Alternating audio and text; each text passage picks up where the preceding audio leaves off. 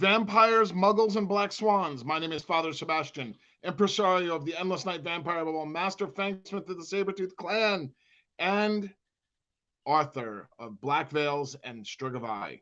Today we have a very special guest, someone dear to my heart who played my dream concert, and that is G. Tom Mack, the man who brought us Cry Little Sister.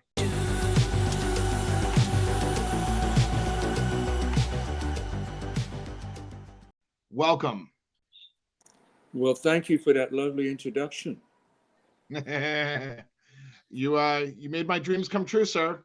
Well, thank you. And it's so amazing that this song and its movie that it belongs to has had such a long-standing ride and seems to pick up a whole other decade of younguns along the way. So I'm very proud of it. I'm really every vampire more ball. proud about the fact that it's affected people's lives in such a really cool way, in many different ways too, you know.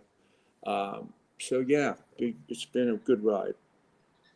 Well, we have a bunch of questions to get through today because there's a lot more than just the song that you're involved in. That's true. Lost Boys is one of my favorite vampire movies. It was the movie that introduced me to vampires. That's right. And you know, the interesting thing about Lost Boys is that I think I told you this once before. I never saw the movie, but was sent a script by Joel Schumacher, the director. And he basically said, do what you want. I just love your work. And so I read the script, which I'd had done about 14 films before that, which I always got the chance to see the movie. And in this case, I just read the script and got up the next morning and wrote something and demoed it and sent it out to him. And it just happened to work. I mean, it was phenomenal how, you know, usually you like to see the film to get a vibe and to see how the thread of the characters are working. But in this case, it was just flying at the seat of my pants and just going, okay, or that's a good one. Flying vampire-wise. You should see when my DJs play your song, the audience melts into the dance floor and starts becoming like spiritual beings. And that's wonderful. I like the idea. You know, we're doing a documentary on my life and career, and it was just so interesting. Speaking of magical, I've been working with the actress Sharon Stone, collaborating, and she did an interview for this documentary that's been made on my life and career.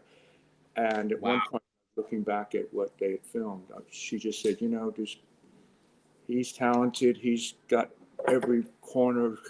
I can't stand talking about myself, but she was doing the talking. She said, but the one great thing I can say about him, his art is magical. And I thought to myself, that's the best anybody could ever offer, you know, in a statement, you know. I mean, she went on and said wonderful things, but that is really, that's precious. Wonderful. So, well, let's start with the questions because there's a lot to cover, and we only have about 45 minutes. So okay. Okay. So the first question is, what a lot of people get confused about the name in the movie and your name on stage. And let's clarify that so people know what's up. Well, I'm trying to give the edited version of this. I had previous albums out before Lost Boys, and I'd been on a lot of soundtracks, from Fast Times at Ridgemont High to 16 Candles to this one, the other. Before Lost Boys, I had 3 previous albums out by my proper name, Gerard McMahon. And it just seems like nobody over 3 albums that were well received could ever pronounce my name properly. And when you go to back then, you go to a radio station to promote your record. It was always Gerald McMahon or it was so aggravating. And I'm going like, if the DJs at the stations can't get it right, how do you expect the general public to get it right, you know?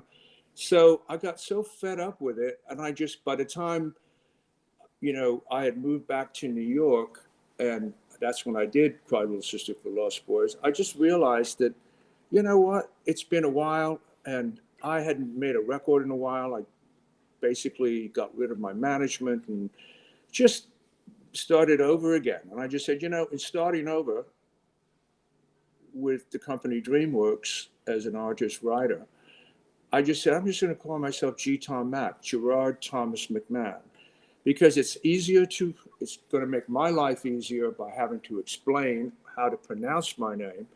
Okay. And I like the idea of the reinvention of it all, I'm still the same That's guy. great. I mean, a lot of people go, like, I've heard a lot of confusion out there, and it's good that we get this nice and clean and clear. Yeah, I get it too. And then people go like, well, I thought Gerard McMahon did. Well, yeah, but it's sort of like, at least I didn't change it like Prince did to a no name. That would have been certainly the suicide death of all for me. Yeah.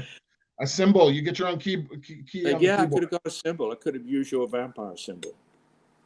Okay, I hear there's a documentary coming out about your life. There is. It's been directed by these wonderful filmmakers, David Maresca and Charles Watson, and they completely got it with what I'm doing presently and what my past was. And it's really not like a vanity documentary. It really tells the life of many different ways in which I've transformed along the way of my life. And it goes back into the early days as well. It's called How Did I Get Here?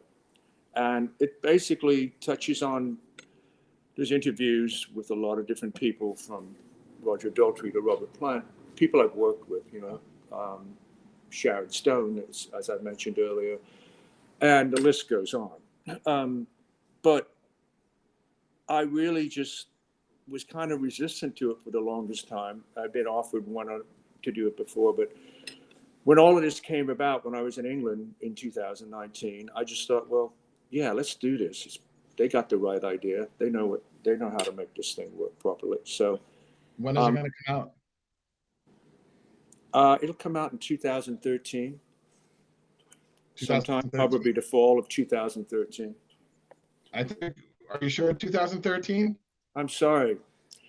I'm going backwards. See, that's what happens when you're getting older. You want to go backwards. I do the same thing. Documentary, How Did I Get Here, will come out in 2023. Not 2033 or 2013, but 2023. So how did you get involved in Lost Boys? Too much multitasking, mate. Yeah, I know, right? Yeah. So the audience was definitely going to want to know how you came about of getting involved in Lost Boys. Well, as I touched on earlier, Joel Schumacher, who was a fan of my music, reached out to me through Gary Lamel at Warner Brothers Soundtrack Pictures. And he rang me and said, I'd love you to write a theme song to this new film I'm doing. And I said, he told me Lost Boys, and I'm going, wow. I said, well, can I take a look at it? And he said, well, we're filming in Santa Cruz right now, and perhaps if I sent you a script, you might get a vibe, it might inspire you. And I said, well, I've never written a song just by reading the script before. I usually take the script to get ideas, mind you. So I just said, well, I'll have a go at it. He said, well, just be free to write what you as an artist would do. Don't feel like you've got to be, that you've got to be like Tom Petty or this one or the other, in the writing form of it. Make it be something that's just purely you, because a lot of times film directors want something that's like something, So I just had to go. And I remember waking up the next morning after reading the script the night before in my New York apartment, and I just started coming up with this whole idea of where the song should go. I never wanted to write a song that is so directly about the movie, but I wanted to ride the peripheral of the film. And I just felt that this script was so much about youth finding their own family, not their blood family, no pun intended, but family outside, rebel without a cause kind of thing. That's where, and I always felt like Kiefer was kind of this lonely character. even though he came off badass in the film. And in the script, he seemed really like, I need to really nail his voice and also Jason's voice and Jamie Gertz's voice as Star, and kind of combine them all. And that's what I tried my best to do. And then I made a demo of the song, and then I sent a cassette off to Joel Schumacher, in which he got, and he phoned me 3 days later, and I hear the song in the background. And he says, we're playing the song on set. And I said, who is this? And he said, it's Joel. And I'm going like, oh my God, all right. He said, you nailed my theme song. And this is it.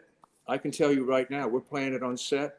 Everybody, the cast is going, who is that? What's this? And, so it became a big love fest about the song, but you never know. I mean, there's other people that have to approve it, like Richard Donner, who was the producer, and the studio.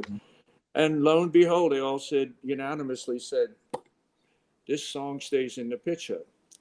But then the Atlantic Record Company wanted to have somebody else sing it because I wasn't like a marquee valued artist, meaning like famous. So Joel Schumacher said, there's nobody else going to sing this song except for the writer, Gerard McMahon. He said, he's the voice of this film. And I'm going like, well, I don't really care if somebody else does it, because I've been beaten up enough in my career, but good things have happened in my career as well. So they let other singers try it. Steve Perry, Phil Collins, they sang over my demo. There was such a list, I can't remember. So Joel respectfully listened to everybody. And he said, there's no voice, there may be famous, but there's no voice that is the voice of this film. So that's how it all happened. Gerard, I have to tell you something. John Williams has done great soundtracks for Star Wars and Indiana Jones and whatnot. Absolutely. But no, outside of John Williams, I can't name one movie that the soundtrack merges. The soundtrack uplifts the entire movie. Thank you. That's a huge compliment, because that was the goal. And, it was very interesting that you say that, because I've always been the same way, a believer in like the music is as important as the film. So it's like a 50-50 deal. It's a relationship, that you have to, you've pursued the girl. Now you've really got to be like, own up and say, hey, I can compliment you, It's like they say about Queen of the Damned, number 7 on our top vampire movies list. The best part of the movie is not the movie, it's the music. Yes. But the music doesn't really marry the movie as much as, in my opinion, I mean, the millennials will think differently, but Lost Boys was the first vampire movie I saw, and I knew it was a Peter Pan remake. Yeah. Well, I love that whole idea, where it came from. I use that in my musical, but not to directly be Peter Pan. But, I think the wonderful thing about Lost Boys, it didn't have to explain who Laddie was. It didn't explain where Star came from. And it just basically,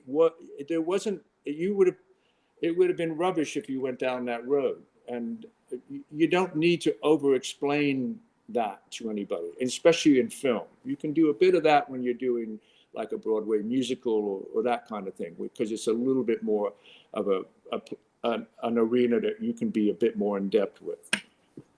Well, speaking of musicals, I've listened to your entire musical soundtrack right before the pandemic. Okay. Right. And it's really cool. Thank you. And I love the spin on it, and it's really refreshing. Okay. So can you explain what the musical is and where it's going to be played and what inspired you, the whole rap? Well, I'll go backwards. It's from those questions.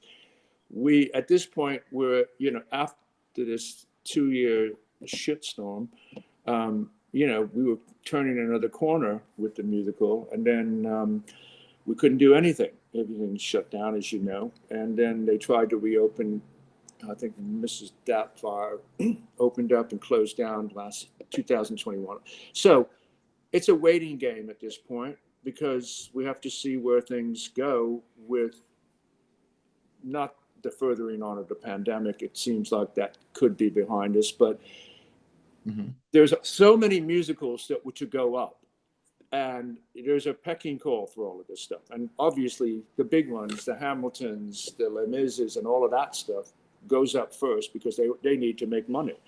And so, you know, but I'm not too terribly worried about it. During the pandemic, I wrote a new musical anyway for Paul Brooks, who's a wonderful producer. He did My Big Fat Greek Wedding and also Pitch Perfect series. And he's been a big believer. He loves the 80s. And so I co-wrote a musical, the book, as we call it, script. And it is a script because it's going straight to film. And it's called Don't You Forget About Me. But it touches on the life of pen pals, which was the social media of the 80s, really, you know. That's how people got to know people abroad and just how they stretch. So it's a far deeper meaning than that. It's like 8 different characters. They all come together and they change each other's lives. But it's is it a prequel or a sequel or? No, this has never been made before. I came up with the idea of like, what if you took 8, because Paul said, why don't you write me a musical? And I just said, what about? He said, well, you know the 80s. Why don't you come up with something that has something to do with that? And 2 or 3 months went by, and I came up with this idea about pen pals in the 80s because they were quite big then. I mean, it was already happening in the 60s and 70s, but it became a thing where a lot of people met. The world was kind of opening up in the arts and music and everything in the 80s. It was a wonderful decade, and people got to know people abroad, and LA people got to know people in New York. This particular film musical takes place London, New York, and LA, and 8 different people, high school students, I should say, come together through the pen pal world, and it tells you how. And basically, the "Don't You Forget About Me." Yeah, that's obviously the Simple Minds song from Breakfast Club, but I love the title of it because they all sign off at the end when they don't forget about me. And I thought it's a well-known song. We only used the song once in the film, and it's done with a choir, and just it's coming out great. And where all the characters sing that song into Act 2, but it's all brand new material in it, and obviously we'll take some things from the 80s musically, but it, you know, in order to do a musical properly, you have to really pay attention to what the book is saying into as it flows into the song. So anyway, I went on too much about that because that's not what we're here to talk about. That's not vampire stuff. Well, I love the vampire world, by the way. I just love how broad how broad it's become. And I'm so happy that Cry Little Sister has been part of that world, you know, because it's, you know, when you listen to Cry Little Sister, it's really about all of us finding family that we relate to, you know, not our, like I said earlier, not our blood family. And that's really where what's, you know, Cry Little Sister is about. It's for, you know, it struck a chord with all the very lonely sort of introspective people and just people in general and people that were going through hard times. And they would put the amounts of thousands upon thousands of mail and email that I've gotten over the years. It's just astounding, 2 different stories, you know. It's your magnum opus in many ways. Yeah. It is. Because, you know, there's so much more to you than that song. Okay. Thank you. And I'm sure, you know, when I heard the soundtrack for the Lost Boys play, okay, I was expecting a goth play, but what I found was a whole variety of music. And that's what's great about the vampire genre. The music has to say the story about a vampire, the mythos, the tragedy, the happiness, the immortality, the magic, and you really captured it. You nailed it on the head. So, is your play a prequel, a sequel, or a remake of the? Oh, you're talking about Lost Boys. No, it's a prequel. It is a prequel. It tells the story of how they all came together, how David was born in Lithuania. I don't want to give too much away here. Was adopted by a family from Maine or Nova Scotia, and they raised him and found him to be an unusually smart and talented young man. He was from Lithuania. He was in an adoption or foster home. I guess that's what you would say. Was it a foster home? No, anyway. But no, he was in an orphanage. I'm so sorry. And Max, we don't know, but until later, that he ran the orphanage, and David was his pride and joy. And so basically, when the board of directors at the orphanage had gotten they basically make a decision of who gets adopted, and but Max didn't have that kind of control and had to let David go. So it's sort of a love story, sort of father-son, but deeper than that relationship. And so he lets David go and to be adopted by this Jewish family who lived in Nova Scotia. They couldn't have children, that's why they adopted. And then you find by the time he becomes 18 years of age, he gets out on traveling, wants to see America.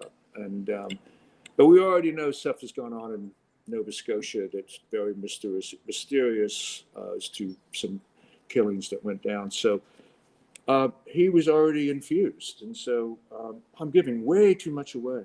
So let's wait for the play. That's right. But anyway, they all meet traveling through America. That's great. Like and you do a backstory for each of the three. To look for America.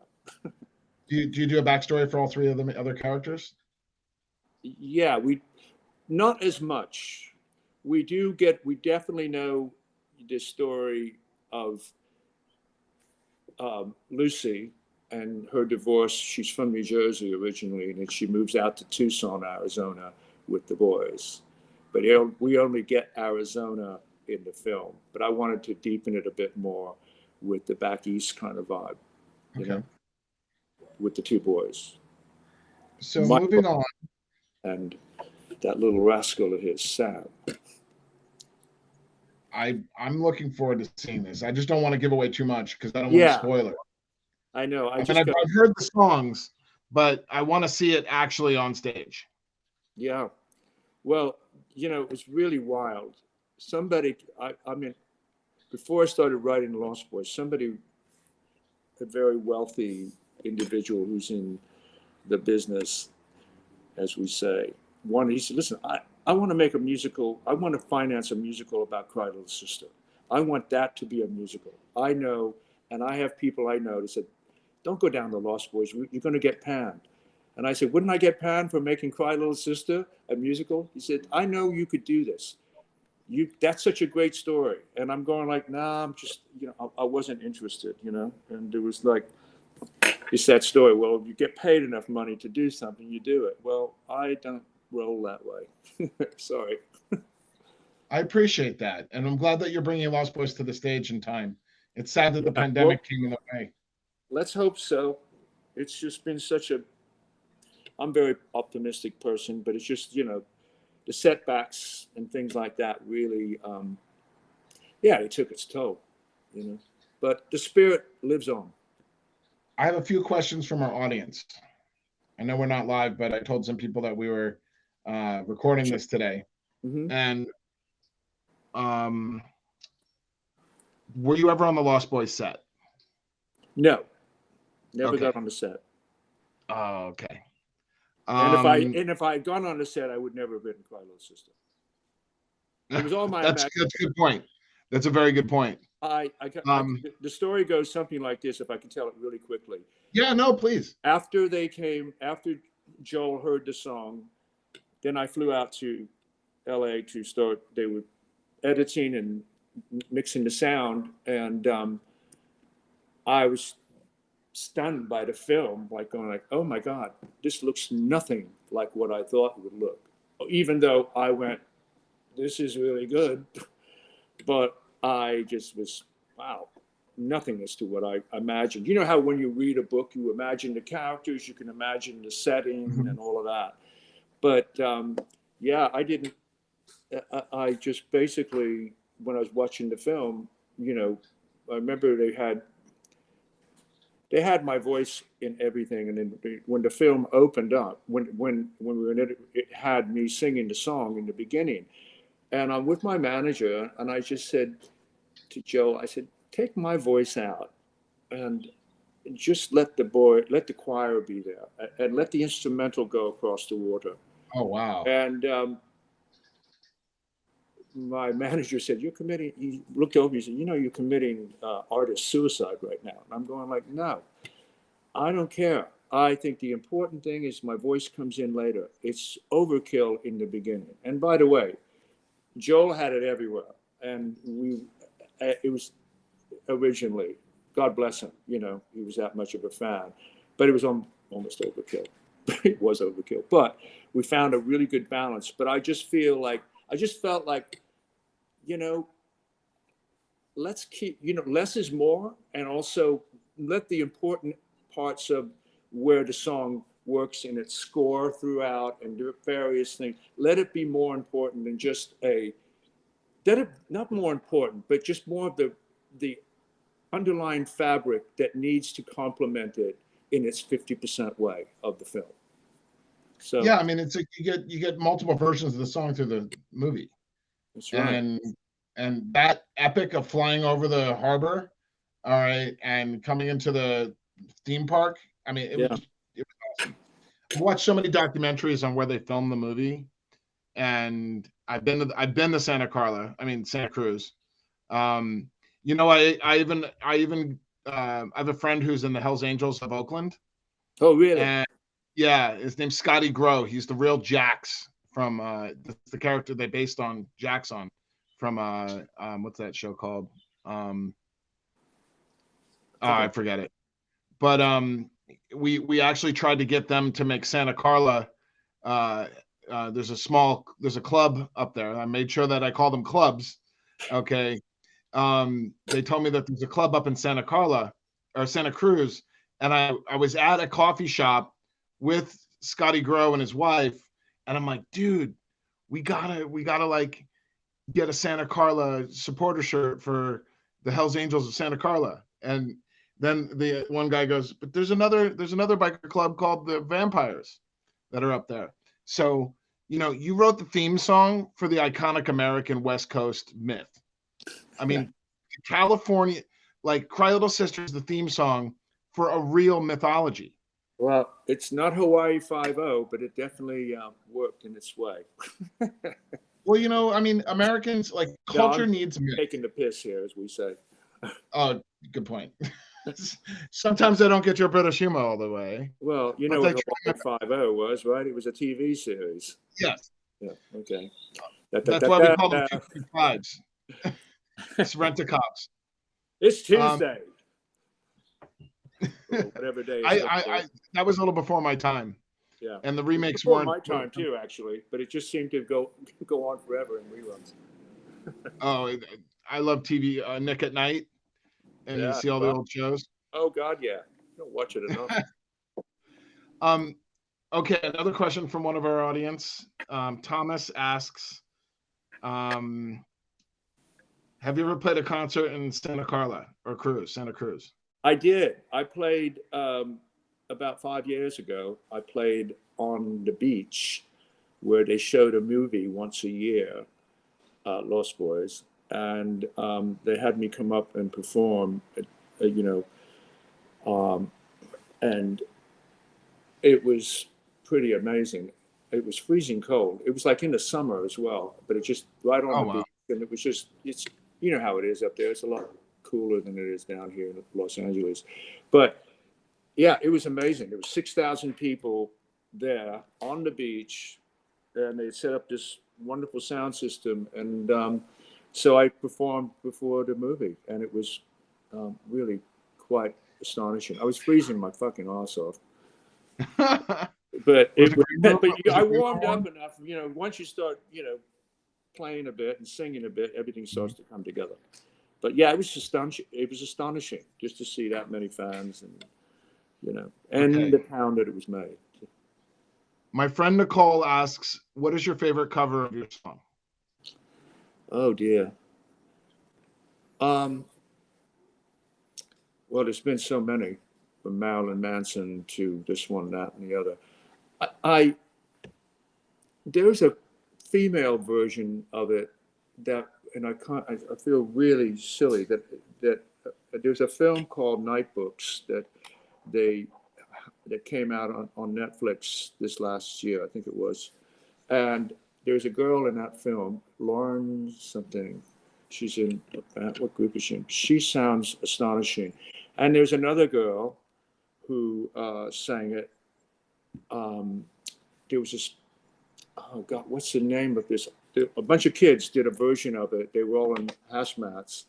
If I could only remember what they're called, I will, because Dave is right over here by my side, and he's going to let me know. But she was Maddie something, but she astonishing. Both females, by the way, are my favorite version. Oh my God. Da, da, da, da, da, da, da. You've been over to my studio, right? Absolutely. And you know, this used to be a French school. So occasionally people will come by and say, is this a French school? And then I say, well, it is still, because we keep this sign out front and everything. And but it's sort of is and it isn't. You know, it's really not. But we like keeping the sort of French thing, because it's in my family with my son's mother. And all. Gerard is a French name. Hmm? Gerard is a French name. It is a French name. My great grandmother was from France. Oh, cool. And she moved to Ireland and married my great grandfather, and his name was, and their son was named Gerard Thomas McMahon, or I can't remember how it all went. And then my dad was named Thomas Gerard McMahon, and then I was named Gerard Thomas McMahon. So it's been in the family for a while.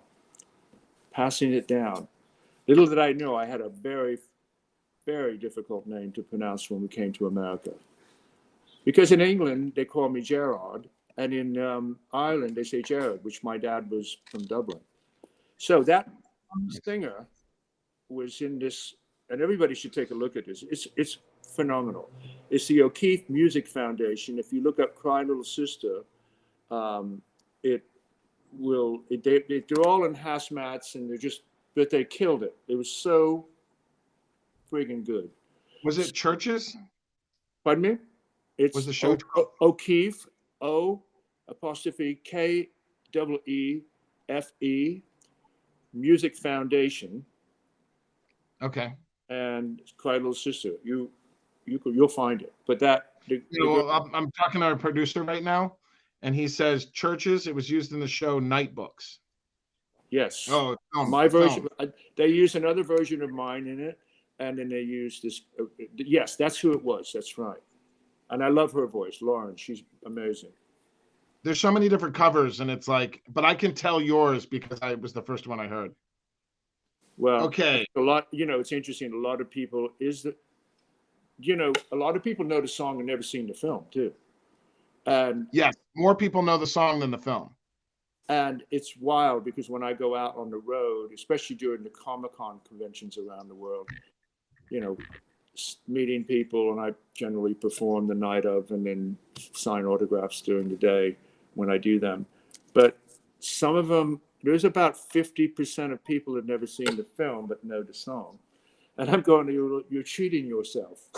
You need to see the other half of why this song is, Em, our producer, he just texted me that Wikipedia has 27 recorded covers.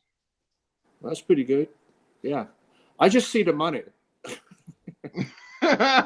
I'm glad that's terrible to say, but I do, I do pay attention, I thought it was interesting. Marilyn Manson's version was pretty cool. It really made it kind of his own when he did a cover of it. And he was a big fan of mine from not only that, but when I wrote the song, Is That You, for Kiss. Actually, I didn't write it for Kiss. They had heard the song and they loved it and wanted to do a cover of it.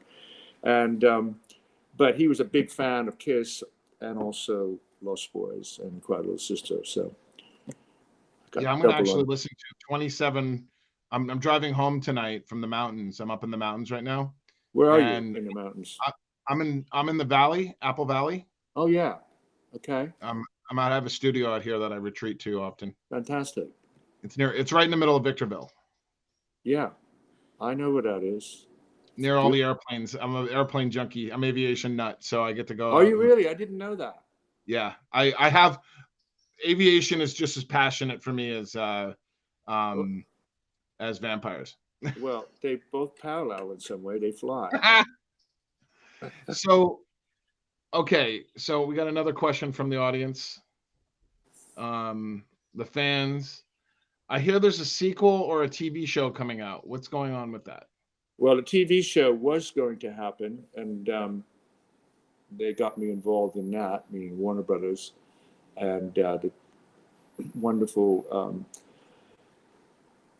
Rob Thomas, who is not the rock singer, but he created what's this? Mars. Veronica Mars. Veronica Mars. Mm-hmm. He created that. So much on the brain. Veronica Mars, and something recently that I had songs in too. I can't remember the other one. It was after that. Zombie Land. iZombie. Oh, iZombie. That was a great. Yeah. So Robbie's a terrific, showrunner / writer, and he diehard Lost Boys fan and wanted to take it to the TV world via the CW. And they were on their way, then the pandemic happened, and then during the pandemic, Warner Brothers decided, no, we're going to make another film, and they got John Entwistle, the writer, writing the script right now. And this is basically what I believe. I've not seen the script, but we've been in touch. We've all been in touch, and we're waiting to see what he comes up with. It's not entirely proved, but they loved what his pitch was, So it's a little bit of remake, and I don't, because I haven't read anything, but John is a very capable, edgy writer and director, I heard that. We'll see. It's like the thing about certain films, it is somewhat blasphemous to the fans to try to do anything else with it. But, it could work. I try to just keep my focus on how best to serve whatever creative process goes down in this. And then, when the Tribe, honestly, when they made the Tribe to go straight to, and it was intended to go straight to DVD because they were having a cash cow with DVD back in the day. And I took a look at the film, and I really didn't like it. Oh, wow. I said, this was just not, I said, are you, then they asked me, they have the right to use my song, but they don't have the right to use my voice in things that they want. So they have to come to me. I mean, they have to come to me no matter what the deal is to have my song in film or television. So I just said, I don't want to really sing in this movie. And then they came to me again and said, would you do a version so we could at least have it on the DVD as a bonus with you performing? And I said, yeah, but I want to make a new version of it, and which I call Cry Little Sister, the Cave Club mix. I don't know if you've ever seen that, but it's I got to direct it and put it together, and it's gotten a lot of really good cred to it. It's a bit more Nine Inch Nails-y vibe, industrial vibe, but very proud of it. It came out really well. So check it out sometime. So I hear you have a music video for Cry Little Sister coming out. A what? Music video? Do I have any? Yeah. Is there a music video, an official music video for Cry Little Sister? Oh, there has been one made. We were filming all last week and all over the weekend. We went down to the actual original cave where you see the vampire, where Cry Little Sister is going into the cave. Where's that? That's down Palos Verdes, and so it's just below there. It's really close to a hotel, Terrazana Hotel. So we parked there for the night or day and night, And we filmed myself and the actress who I won't mention that plays Star. So cool. Yeah, there's some photos I've posted, so you can check them out. So it's coming out great. I mean, Dave Maresca, actually, who's doing the documentary with Charles Watson, he is directing this, and he's a wonderful. I mean, first of all, he's an amazing DP. The guy behind the camera. This guy behind the camera is like, how do you do that? You know, he's just got that artistic eye. So is it going to be out in time for the 35th anniversary of Lost Boys? Well, that's what Warner's wants to do. They want to see. We're trying. That comes out in September, and there's just all this. You know, we don't want to rush this thing, but the intent is to do that. Yeah. So it's going to be a pretty hot summer. That'll make it. It's going to be a pretty vampiric fall. We got interview with the vampire coming out. By the way, yeah, there was never an official music video to Cry Little Sister. Oh, there wasn't? Never made. All you get when you see it is like fans making their own little versions. There's one that was just pretty good. But I'm not in it. My visuality is not anywhere. And that was a big confusion to people early on. And the reason it didn't happen is that Atlantic Records, which is where the soundtrack came out on, did not want to spend money on the theme song to the movie because I was not an Atlantic artist, and they wanted to have their Atlantic artists. So they made a video on Lou Graham, and what's the other one they did? I don't think they did People Are Strange, but yeah, they never made a music video of that. Or I still believe that Tim Capella did in the film, which you would figure, well, you know, at least to that one. But no, and it's a shame. And I just said, sod off. We're going to this is the time to make this music video and make it proper. And I think a lot of it, I know a lot of it had to do with having the right director for me. And Joel Schumacher and I talked about it before his passing. And he said, you know, he said, if I get well from the cancer that he died from, I want to go and make that video with you. And I said, wow. Well, and he was so graceful. I mean, through the writing of my musical, Lost Boys Story, he would get on a call with me once a week, not for like 15 minutes, but for 2 to 3 hours, going over notes, because I wanted that, you know, and he was so delighted in what I was doing. He was just he said, you know, what you've done here is so transfixating. And I thought, well, from your mouth to whatever ears that we listen to these days, it was just really wonderful having him involved, you know. Mm-hmm. So there's a lovely article in Sci-Fi magazine that came out about a year ago that talks about all of that. Send me a link. I'll put it in the description below. Yeah, we will do that. There was you know, this fall is going to be a really awesome fall because the 4th season of What We Do in the Shadows comes out, and that's a really funny. And they do a lot of Lost Boys kickback to all the vampire movies, and it's about vampires living in a house in Staten Island as roommates. And you're from New Jersey, right? I am. Well, I was born in California, but I grew up in Jersey. Yeah. But I grew up in Jersey and Dubai. I was Jersey. Dubai. Yeah. I love Jersey. Jersey's great. Oh, Jersey's fantastic. In fact, Dave Maresca, the director I was speaking of earlier, he's from New Jersey. No shit. Where do you know where? Dave, where are you from? Bergen County. Bergen County. I'm from Hunterdon and Monmouth. Oh, nice. He knows Red Bank. I'm from the same place Jay and Silent Bob are from. Yeah, man. He knows that. Yeah. Absolutely. That's cool. Stash. You look really healthy. Great. You look really healthy. Thank you. Yeah, I've been beginning a lot of exercise. That's good. And I got married. I just got married. Congratulations. Who's the lucky lady? Her name is Lindsay. I call her Lady Lynn. And she's just an amazing woman, and I couldn't ask for a better partner. I waited 47 years for this, and I'm not giving away my age at all. But she's just every time something comes out of her mouth, I fall in love with her deeper. Oh, that's the love you want. Yeah. It's a love that makes you calm. She relaxes That's me right. and zens me I out. get that, man. I so get that. I long for that because it's not an easy thing to find. And No, it's not. I am And when you such a nice find it, guy. don't fuck it up. But hey, So- listen, I have patience, and I'm so busy. Nobody. I mean, I'd drive a woman crazy at this stage with everything going on. They go, oh, I can't be with this guy. He's got way too much. He has no time for me. But I would I make have to time get for back. the proper one. Yeah, of course.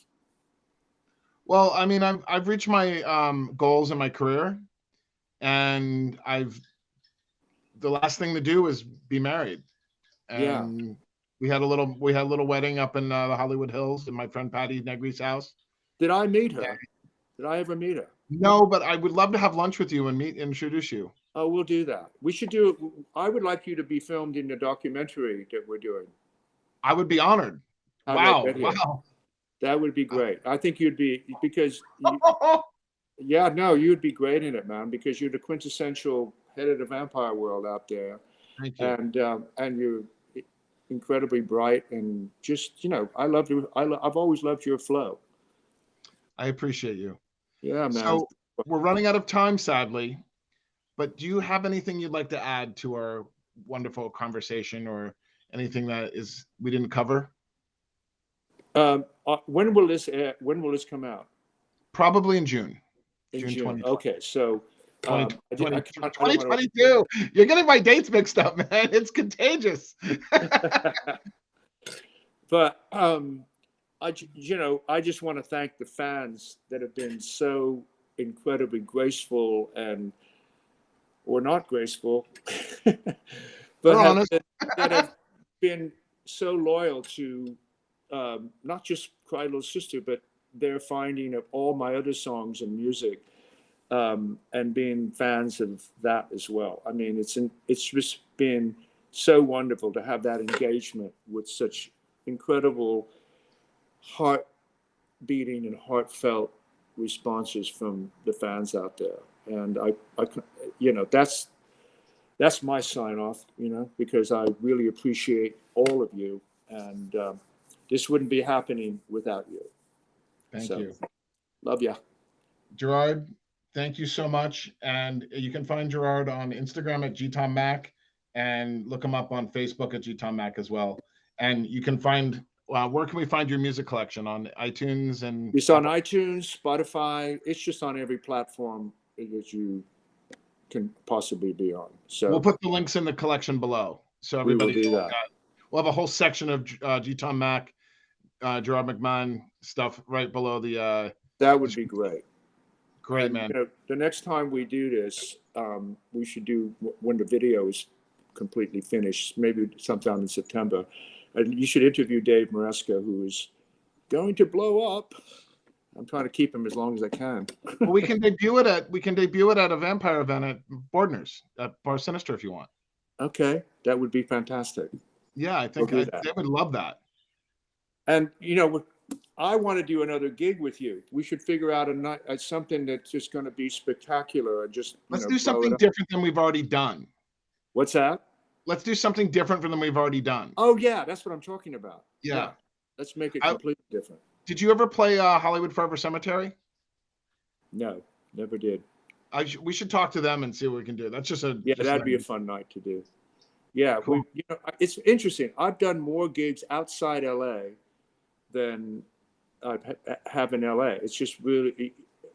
I did one gig which was it was up in the Malibu Hills. It was really quite a good night outdoors. It was a streetcar something, and it was a Lost Boys night, and that was a lot of fun.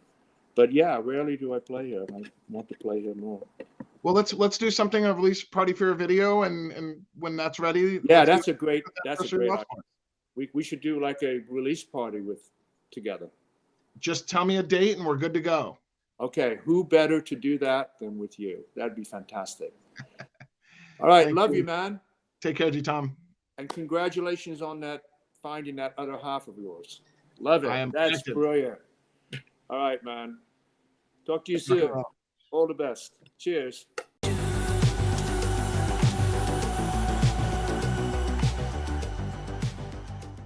Thank you for watching. The best way to support us on this vampire adventure is through the crowdsource funding website, Patreon. Please support our sponsors, Endless Night Vampire Ball, Sabretooth 3D Fangs, and Vampire Magazine. Thank you. Rock and roll.